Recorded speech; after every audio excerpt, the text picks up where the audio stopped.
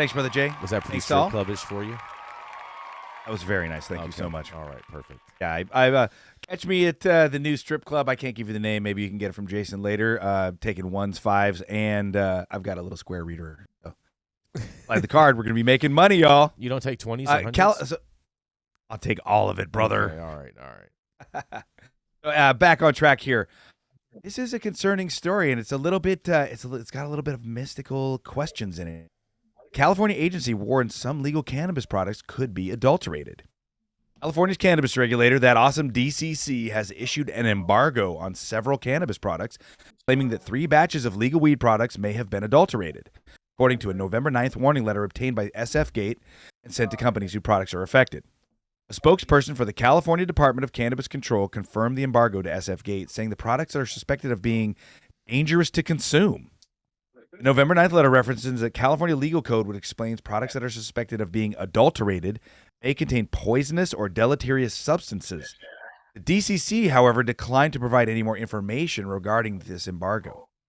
DCC is currently investigating the facts and circumstances related to these products to determine the appropriate next steps, including whether a recall is necessary, said David Hafner, a spokesperson for the agency, in an email to SF Gate.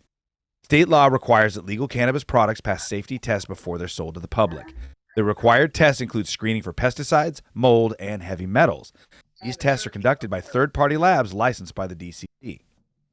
A product embargo issued by the DCC requires cannabis businesses to stop selling any affected products and put them aside. It may not be removed or disposed of, so the DCC can go through them and see what is going on. Now, the strange thing about this is all of these products were tested already, and then this embargo happened, so we're kind of wondering why this happened.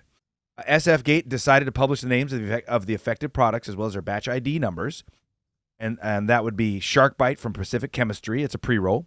West Coast Cure's Biscotti disposable vape pen, and Crew Cannabis's Mai Tai disposable vape pen. SF Gate contacted 3 companies, has not gotten comment at this time. However, SF Gate also found that they were able to purchase one of these products, the Crew Cannabis Mai Tai vape cartridge at Boomerang Cannabis in San Francisco, after the embargo, and the store didn't really want to talk about the details, what and or why. There's no bulletin on the DCC site regarding these products, so it may be that this has happened before and they've never publicized it. Seems a little counterintuitive to public safety. Zachary Eisenberg, a vice president at San Francisco's Anresco Labs, which is also a DCC licensed cannabis lab, said the state should absolutely be making these embargo notices public.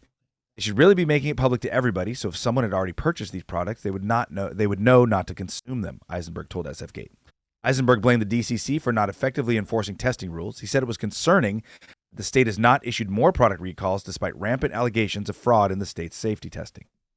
Eisenberg says, we've had cannabis companies where we would advise that we found a failing pesticide, and they would just say, we're going to go have this batch tested at another lab where we know it will pass. It's not a question of if it happens. It's a question of how much it happens.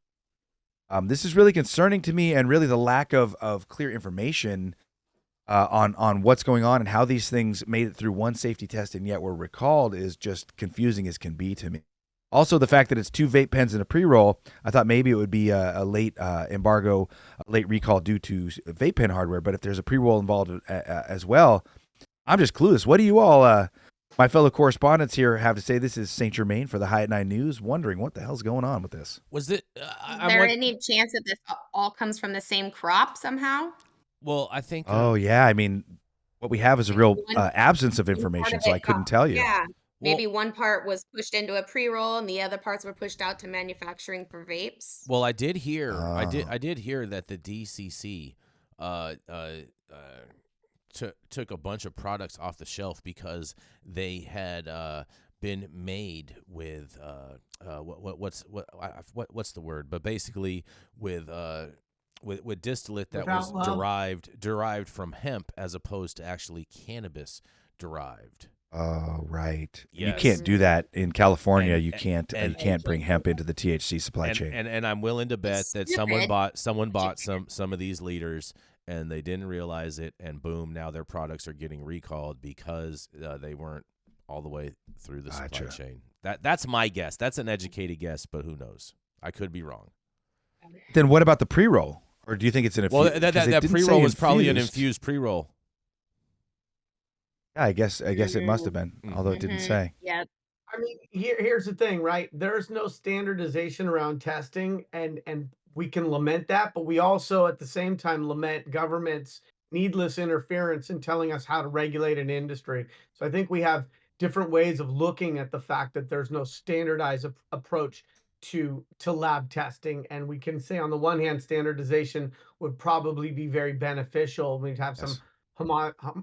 homogeneity around how things get done, and on the other hand we've had government telling us how to do everything, including where to put the staple in a stack of papers for a really long time. It's also interesting that UNESCO is talking about this because while they are definitely a stakeholder, they've also prevailed over contaminated product that got into the regulated supply chain from them, Mm-hmm. right? So it's great that they want change for everybody, and they've had their own missteps. And so let's keep it 100% here and point that out.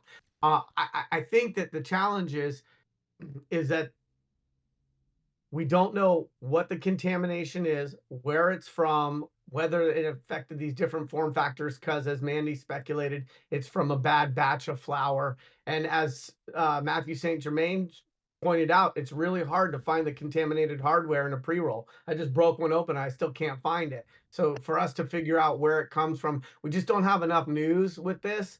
I Uh, also don't necessarily think that it's a great look for a testing lab to be publicly criticizing the DCC. I mean, I would publicly criticize anybody for anything after I had exhausted my other ways of trying to criticize, typically behind closed doors or with a suggestion letter or a white paper or something that I could get a trade industry group to co-sign and say, yes, we think this is a better way of doing business. And so while the DCC has no lack of reasons why it could or should be criticized, I always question why somebody's trying to put somebody on Front Street. And typically, I would hope that that's a final resort and that they had already come up with ways to sort of constructively support regulators by giving them some suggestions. And I'm not sure that that happened either. Oh no, but I do want to say shout out to El Guap because he says the honey badger doesn't derive THC from hemp. Guapo's been crushing the chat today, Yeah. dude. It's just everything. I've been doing everything I can not to just die laughing. Yes, no. Did you see Philip Zimmerman said, "Would a honey badger do a honey dabber if a honey dabber couldn't be honey badgered?" That's cute. I liked it. Oh yeah, honey badger, the mascot of today's show, getting ready for Thanksgiving, and we are gonna thank you so much for that, Matthew St. Germain. That's a fascinating story, and we're gonna